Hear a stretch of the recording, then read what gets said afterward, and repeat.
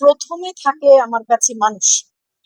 আমি এমন কোনো সম্পর্কে, এমন এমন কোনো কিছুতে নিজেকে যুক্ত করতে চাই না যেটাতে অন্য আরেকজন মানুষ ক্ষতিগ্রস্ত হয়। এটা আমি বিশ্বাস করি, কিন্তু সবার জীবনের বিশ্বাস, দর্শন, চলার পথ তো আমি নিয়ন্ত্রণ করতে পারবো না। আমি যেটা বিশ্বাস করি সেটা আমি চর্চা করি। আহ এইটুকু আমি বলতে পারবো। মানে আপনি যেহেতু ব্যক্তি মানুষ হিসেবে আমাকে প্রশ্ন করেছেন, আমার উত্তরটা আমি দিই।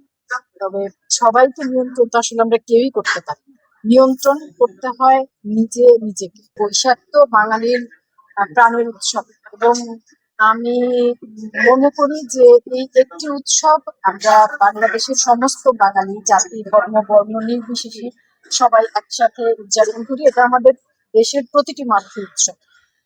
আর যেটা আপনি বলেছেন, ভাত মাছ তো সারা বছরই খাই, ওদিনও খাওয়া হবে। তবে আমার বাড়িতে যেটা হয় যে আমার মা বছরের প্রথম দিনে সবসময় একটু আহ, আমরা ছোটবেলায় কিন্তু এভাবে পান্তা টান্তা অত দেখিনি সত্যি করে। হ্যাঁ, আম্মা ভালো কিছু রান্না করতো, মানে বছরের প্রথম দিন ভালো খাবার রান্না করে। এটা একটা জিনিস গেল, তবে খাওয়া হয়, পান্তা ইলিশ বা সবকিছুই খাওয়া হবে। আর খুব সম্ভবত এবার আমি বৈশাখে ঢাকার বাইরে থাকি। তো মঙ্গল শোভাযাত্রায় অংশগ্রহণ করা সম্ভবত হয়ে উঠবে না, যেহেতু আমি ঢাকায় থাকছি। নাটক, সিনেমা, ওটিটি, সঙ্গীত প্রতিটি ক্ষেত্রেই যারা কাজ করেন, আহ, সেই শিল্পী কলা কুশলীদেরকে সম্মানিত করেছেন।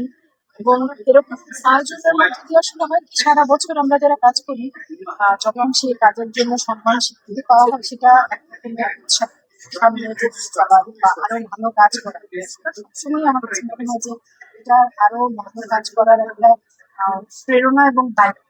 হ্যাঁ, তো সেই কাজটা বাইফা করে যাচ্ছেন, শিল্পীদেরকে, কলা কুশলীদেরকে সম্মানিত করছেন। এবং আমার বিশ্বাস তারা এবার আরো, ওই যে শুরুতে বলছিলাম যে অভিজ্ঞতা, তারা তাদের আগের অভিজ্ঞতাগুলোকে নিয়ে এবার আরো সুন্দর ভাবে আয়োজন দর্শক পর্যন্ত নিয়ে আসতে।